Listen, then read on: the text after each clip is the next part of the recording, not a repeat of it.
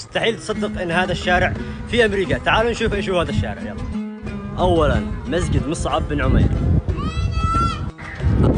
العربي ماركت، صالون كل العرب، هيمو، بروكلين كباب، المحامي اليمني ماجد.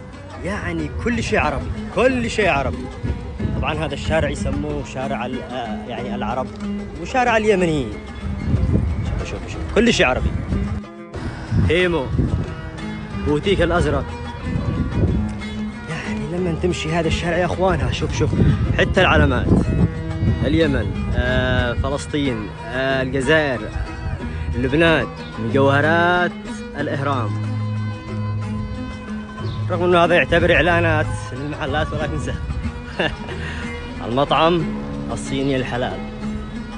هناك مخبز ومطعم الاقصى. كل شيء عربي. هنا محمص مكسرات الكوخ. يعني هناك مجوهرات العيسائي. ايش هذا، العرب محتلين كل شيء هنا. شيل وامشي. هذا مطعم يمني طبعا.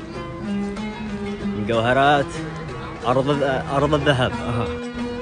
هنا الزهراء، اللحوم الحلال والبقالة العربية.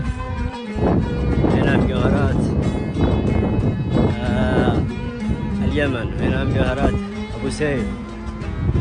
الشارع هذا كله عرب. عالم زيادة يعني. المهم تحس انه فعلا منت في امريكا لما واحد يدخل الشارع هذا. المنطقة هذه اسمها بيريتش في بروكلين.